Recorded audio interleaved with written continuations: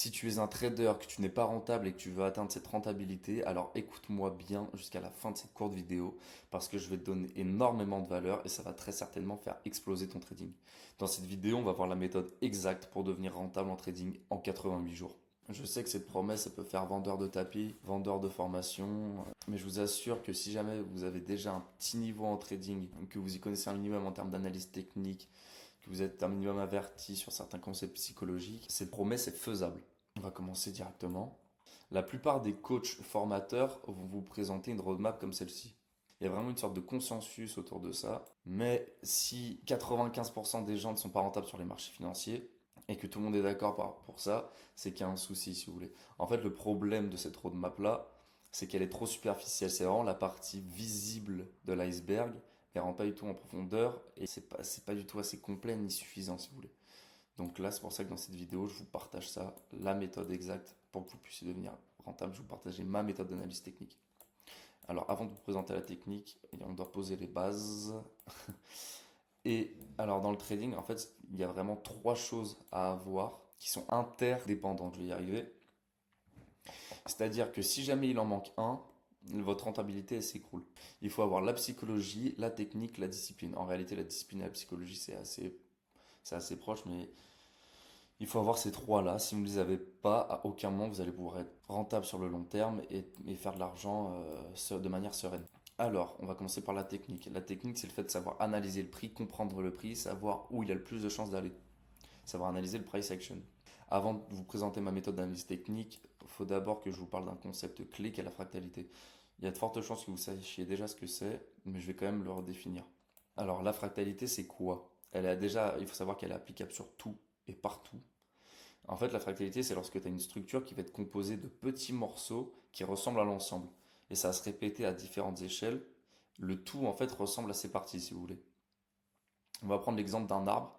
Vous avez un tronc d'arbre. Il va se ramifier en branches, puis en petites branches, et ainsi de suite. En fait, chaque niveau ressemble à l'ensemble. Là, sur le graphique, on a une impulsion en daily. Cette impulsion daily, si on va en H4, on va voir qu'elle est composée d'impulsions, de retracement, d'impulsions, de retracement. Si on descend en H1, on va voir que cette impulsion en H4, elle est composée elle-même aussi d'impulsions, de retracement, d'impulsions, de retracement. En fait, ça nous montre que les concepts qui sont applicables en monthly, en daily, en weekly, en minutes, en une heure. Bref, ils sont applicables à toutes les unités de temps parce que le prix se construit de la même manière en HTF qu'en LTF, si vous voulez. Donc, les concepts sont faisables et applicables partout. Maintenant qu'on a tout ça, on va voir les trois must-have que vous devez avoir dans votre analyse, dans votre méthode d'analyse. Dans la mienne, c'est ça.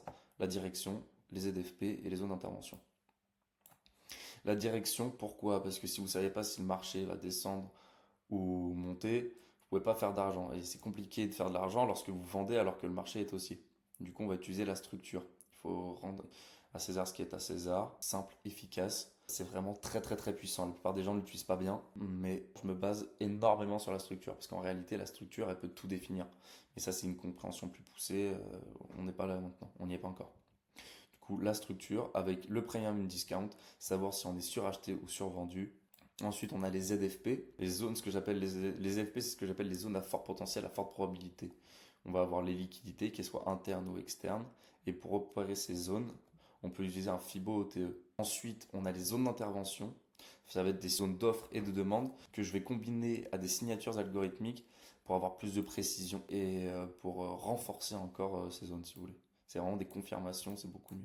À tout ça, on ajoute les modèles d'entrée. Surtout, ne pas avoir 17 modèles d'entrée, parce qu'en plus, souvent, les modèles d'entrée vont parfois se contredire. Donc, si jamais les personnes qui vous disent, ouais, moi j'en ai 7, j'en ai 8, ça n'a juste pas de sens. Et ce qu'il faut, c'est que votre méthode d'analyse, elle soit simple. Lorsque vous arriviez devant le graphe, ce soit clair, qu'il n'y ait pas 10 000 traits de partout. Il faut que votre méthode d'analyse, elle soit simple, qu'elle tienne sur une petite feuille de papier. Là, c'est un livre en l'occurrence, mais quelque chose pas plus grand que ma main, vous voyez. Ça doit être clair, rapide, efficace. Ça doit pas être compliqué. Donc, deux modèles d'entrée pour ma part. L'ultime, c'est vraiment le setup 5 étoiles plus plus.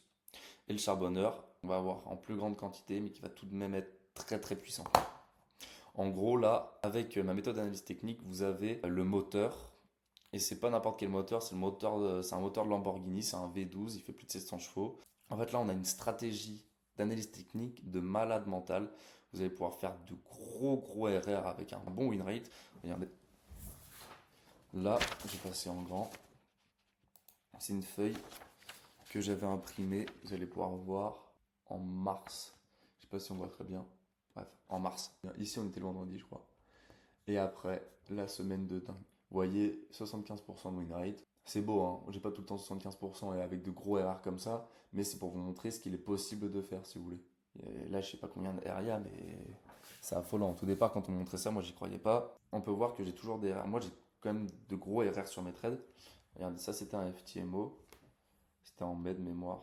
On voit écrit, ouais, mais. Regardez. J'ai validé la phase 1 là-dessus. Vous pouvez voir que mon RR minimum, il est de 7. Et là, le 2500, c'est parce que j'étais passé à 0,25. Parce que j'avais mes raisons, tout simplement par rapport à ma gestion de risque. Mais on peut voir que sur 11 trades, on a 5 TP, 5 SL et un BE. Et donc, avec de gros RR comme ça, c'est important d'avoir une psychologie en béton pour pouvoir garder les pieds sur terre. Parce qu'il y a énormément d'argent à faire. Par exemple, là, sur les screens que je vous ai montré, c'était un bon mois que j'avais fait. Et j'ai clôturé pour clôturer la phase 1, justement. C'est la phase 1 d'un ami à moi. Le compte était en drawdown. Et je l'ai super bien remonté. Puis 2 semaines après, je validais sa phase 2. Donc j'avais fait 40 R le mois. D'ailleurs, là, je vous reprends. Je suis en plein montage. J'avais fait ça tout en étant à l'hôtel, en train de déjeuner avec mon ami. C'est vraiment une chose à pas faire, mais l'anecdote est marrante.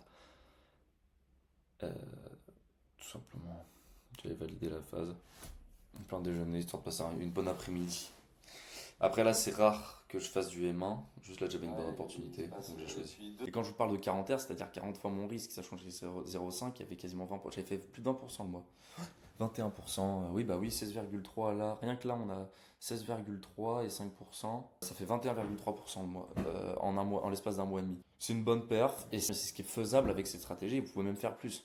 Juste là, par exemple, là, j'ai clôturé tôt parce que je devais juste remplir mon objectif de profit. Vous voyez que j'ai même dépassé à 11 738, enfin à 12 000 là, sur le compte, alors que faut faire 10 000, vous voyez, c'est 10% chez FTM. Bref, faut vraiment avoir une bonne psycho. Et en soi, j'aurais beau vous donner l'outil, pour que ça fonctionne, il va falloir que tu apprennes à le manier, à te l'approprier. Ça doit vraiment être personnalisé. En fait, c'est toi et ta réussite.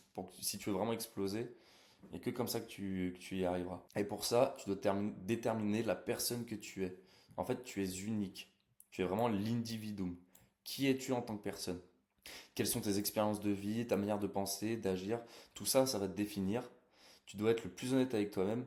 Et c'est vrai que c'est difficile, tu vas te tromper. Et c'est pour ça que là, ça peut être intéressant d'être accompagné. Et donc, vraiment, va vraiment falloir que tu saches qui tu es et détermine ça. Parce que si jamais tu le fais pas bien, tu vas perdre énormément de temps. Tu vas t'orienter sur sur une stratégie qui est pas bonne pour toi, sur des paires qui sont pas forcément adaptées à toi. Et tu vas devoir tester et tout. Et l'objectif, en fait, c'est vraiment de gagner du temps. Là, si on veut respecter notre promesse qui est de 88 jours, il faut qu'on gagne du temps. C'est pour ça que dans l'accompagnement, on va déterminer le profil psychologique avec l'élève directement au moment où il rentre dans l'accompagnement, pour qu'il puisse gagner du temps et qu'il aille au moins 2 fois, 3 fois plus vite si vous voulez. En termes de psychologie, là, c'est qu'un aperçu de certains livres que je peux avoir. Je traite que par rapport au trading. Il y a du Mark Douglas, il y a du Jack Schwager, même des bouquins de psychologie. Vous voyez, les 5 blessures qui vous empêchent d'être soi-même, qui empêchent d'être soi-même, Daniel Kahneman, système 1, système 2. Bref, en psychologie, on est calé. Bref, revenons-en à nos moutons. Il va falloir que tu définisses tes préférences temporelles. Déjà, tout d'abord, est-ce que tu es patient? Quelles sont tes disponibilités?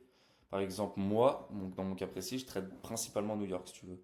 Parce que le matin, je suis en deep work et j'ai remarqué par rapport à ma data que j'étais meilleur sur la session de New York. Donc, je trade New York, ça me convient très bien.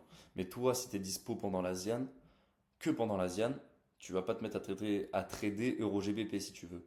Tu vas plutôt t'orienter sur des paires plus volatiles à cette période, comme de l'USD JPY ou quelque chose comme ça. Après, il va falloir avoir ta tolérance au risque. Tu réagis plutôt bien aux pertes, alors là, on peut s'orienter sur un plus gros risque par trade. Si jamais tu es plutôt réticent, on va passer sur un autre système. Tu vois, c'est vraiment ça. Et après aussi, à allier avec ta psychologie, ta discipline. Est-ce que en général, tu es quelqu'un plutôt discipliné et tu réagis bien aux pertes, tu vois? Ça, c'est par rapport à la psychologie. Alors là, tu peux t'orienter sur du scalping, par exemple. Mais si jamais tu as peur de perdre, alors on va diminuer ton risque et on va pas aller sur du scalping, tu vois. C'est vraiment, il faut que ce soit personnalisé à chacun, c'est propre à chacun. Donc là, on a ta gestion de risque et après, il faut que tu sélectionnes tes actifs. Moi, je te conseille de prendre 3 actifs. Pourquoi 3? Parce qu'en fait, en ayant 3 actifs, tu vas apprendre à vraiment les comprendre, à développer une affinité. Tu vas comprendre certains mouvements de manipulation à force en fait, de les voir constamment. Lorsque tu passes beaucoup de temps avec quelqu'un, tu vas comprendre des subtilités. Bah là, c'est exactement pareil avec ta paire. Je sais que ça peut paraître abstrait comme ça, mais je t'assure que tu vas développer une expertise sur les paires et c'est ça qui va te permettre d'exploser. Et après que tu as sélectionné tout ça, tu vas commencer directement. Pourquoi commencer directement? Parce qu'en trading, si tu veux, c'est 90%, le trading, c'est 80% de psychologie. Tu as beau avoir la meilleure méthode d'analyse technique, si jamais psychologiquement t'es pas bien, tu vas pas faire d'argent. Et si jamais tu passes 10 000 ans sur la théorie et que tu passes après 10 000 heures à backtester, tu vas pas travailler la chose qui est essentielle, qui est ta psychologie, et travailler ta patience. Par exemple, des fois, il y en a plein qui vont me dire, mais non, j'ai une bonne psychologie, je sais que je suis patient. Ok, pourquoi tu prends ce trade-là alors que tu sais que tu as ta liquidité au-dessus et que ton setup optimal, il est au-dessus? Ah, je voulais tenter. Ah, bah ouais, mais là, tu es curieux. Là, tu perds de l'argent bêtement, tu vois. Et c'est comme ça que tu vas pouvoir t'améliorer. Donc, tu commences directement en live sur tes 3 paires. Le fond a changé parce que mon micro a décidé de nous lâcher en pleine vidéo et je n'avais pas vu. Donc on reprend. Pourquoi tu dois commencer directement? Parce que, encore une fois, le plus important, c'est la patience. Après, tu vas aussi, en parallèle de ton lancement en live trading, si on peut l'appeler comme ça, tu vas backtester. Attention à ne pas se perdre là-dedans non plus. Ça peut être très dangereux. Lorsque tu le fais, tu backtestes un peu, mais de manière très assidue et assez concentrée. Il faut que tu sois vraiment concentré. Et là, ça va t'apporter beaucoup de résultats. Ça va être le 20% qui peut t'apporter 80%. Mais attention à ne pas tomber dedans. Par exemple, je sais que moi, à une période, j'ai backtesté 4 à 5 heures par jour. Ça a duré plus de 6 mois. Je voulais vraiment devenir le meilleur possible graphiquement. Mais j'en ai délaissé le réel, j'en ai délaissé le sentiment de marché. Et donc, au final, j'étais même pas si bon que ça. Je prenais même plus mes trades en réel parce que j'avais déjà cette dopamine que m'apportait le backtest. Et mon mentor avait beau me dire, ouais, arrête de backtester, t'es déjà très bon graphiquement, ça sert pas à grand chose, juste concentre-toi sur le réel, concentre-toi sur le réel, j'étais têtu. D'ailleurs, ça c'est vraiment important, il faut vraiment que vous soyez coachable dans votre trading. Il faut que vous puissiez écouter les personnes qui sont là où vous voulez être et vous irez beaucoup beaucoup plus vite. Et à partir du moment où j'ai arrêté mon backtesting, c'est là où j'ai explosé dans mon trading, mais littéralement explosé. D'un seul coup, mes résultats, ils sont partis en flèche, j'étais en drawdown, j'ai tout remonté, je passais ma phase 1, ma phase 2, j'étais funded, ça allait extrêmement vite. Comme par hasard, le moment où j'ai arrêté, ça ne peut pas être une coïncidence, c'est vraiment ça qui a déclenché. Il faut pas du tout s'engouffrer dans quelque chose et continuer, continuer alors que ça ne fonctionne pas. Donc, backtester, mais ne pas se perdre. Alors, une fois que vous avez commencé du coup le live trading, ce qu'il va falloir faire, c'est tout traquer. Quand je dis tout traquer, c'est tout. C'est Socrate qui disait connais-toi toi-même. Ça souligne vraiment l'importance de l'introspection et de la compréhension de soi pour que tu puisses avancer et agir avec sagesse et que tu t'améliores sur le long terme continuellement. Si jamais tu traques rien, comment est-ce que tu veux réussir à mesurer et à voir tes défauts, tes qualités? Tu vas peut-être le voir au feeling, mais tu vas l'oublier petit à petit. Donc il faut vraiment tout noter. Et je dirais même, en plus du backtesting, à la fin de chaque session, tu vas regarder les paires que tu as sélectionnées, tu vas replay, tu vas prendre énormément de notes. Ah tiens, le prix réagit plus ici. Ah tiens, j'aurais fait plus ça. Et tu vas examiner, tu vas examiner, tu vas examiner continuellement. Et à la fin de chaque semaine, tu vas reprendre la paire sur la semaine, en replay toujours. Et tu vas encore faire de la prise de data pour t'habituer et comprendre le comportement de ta paire. Ça va être extrêmement puissant. Après, avec les trades que tu vas prendre, il va falloir les journaler. C'est encore une fois de la prise de data. Il va falloir que tu journales pour après pouvoir te créer un plan de trading et l'un va influencer l'autre et vice-versa. Journaler, c'est quoi? C'est le fait de tout noter ça peut être dans un cahier, ça peut être sur un Notion, mais pour vraiment garder une trace de tes pensées, tes prises de position, ce que tu as fait, ce que tu as mal fait, ce que tu n'as pas fait. Si tu traques vraiment toute ta data, tu vas pouvoir tout mesurer et t'améliorer sur plein de points. Donc là, on va tout traquer. Dans ce journal, tu vas noter plein de choses. Tu vas noter tes émotions avant, après, tes idées, si tu pensais que ça pouvait aller plus haut, plus bas, ton timing. Après, tu vas évidemment noter ta technique, ce que tu penses que tu as bien fait, ce que tu n'as pas bien fait, les avant, les après, et ce journaling avec pas mal de data quand même. Tu vas pas commencer à changer ton plan de trading en fonction de un ou deux trades, parce qu'encore une fois, on faut avoir une pensée probabiliste. Cette data-là va influencer ton plan de trading. Ton plan de trading, il faut qu'il soit avec des règles claires, que tu écrives et que tu formalises chaque étape littéralement pour avoir une checklist pour pouvoir retirer un maximum ce poids de je rentre dans ce trade ou non. Si jamais ta checklist, elle est bien, elle est claire, tu as tous tes points, bah alors tu rentres dans ta position, c'est beaucoup plus simple. Évidemment, il faut se donner des objectifs réalistes et mesurables. Ça sert à rien de mettre des objectifs inatteignables. Par exemple, faire x2 de son compte tous les mois, vous allez juste vous cramer et ça va être mauvais pour votre trading pour tout. Et là, voilà, vous allez adapter ce plan en fonction de votre data. Maintenant, comment comprendre ces émotions? Parce que la psychologie, c'est une des choses les plus importantes dans votre trading, c'est de 80%. Alors, ça doit vraiment être une introspection. Comme j'ai dit avant chaque trade, vous allez noter ce que vous ressentez. Ça peut être de la curiosité, de la peur, du doute, de l'euphorie. J'en ai mis plein, j'en ai pas mis, j'en ai mis plusieurs. Je les ai pas toutes mis, sinon ça aurait pris tout le tableau. Mais c'est histoire que vous compreniez. Par exemple, si vous remarquez qu'à chaque fois avant de rentrer en position, vous fuyez, vous avez peur et que vous voulez faire autre chose, au final vous ne rentrez pas en position, et bien ça faut le noter. Et est-ce que au final la position elle était bonne ou mauvaise? Moi je sais que pendant longtemps, j'ai eu un problème où j'avais mon setup, j'avais tout, et mon cerveau faisait tout pour fuir cette situation parce que je pense qu'il avait peur de perdre de l'argent ou d'avouer qu'il avait tort parce qu'au final c'est le marché qui donne raison ou tort parce que j'avais pas du tout acquis cette pensée probabiliste. Et ce que j'ai fait pour pouvoir prendre mes positions, c'est que je me suis obligé à, lorsque j'ai une position, la mettre immédiatement, pas être là à attendre, parce que souvent je me disais, ouais, je vais rentrer en exécution immédiate, je vais pouvoir gratter un petit peu de pips pour avoir un meilleur RR, alors que j'avais déjà de très bons RR, donc ça n'avait pas de sens, c'était pas rationnel.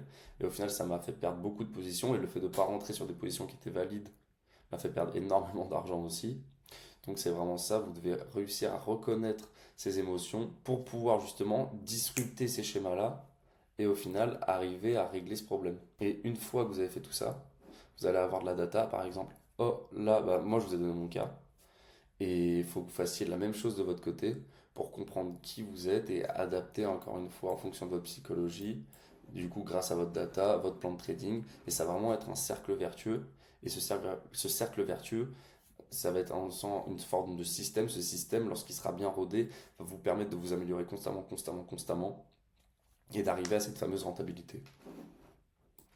C'est extrêmement important d'avoir un bon écosystème, d'avoir vraiment votre système pour pouvoir réussir dans le trading, que vous posez le moins de questions possible.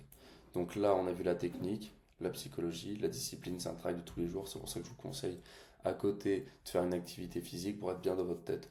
C'est très compliqué d'être discipliné dans un seul aspect de sa vie. Et si tu es resté jusqu'à la fin de cette vidéo, ça veut dire que tu es vraiment déterminé à passer au niveau supérieur dans ton trading.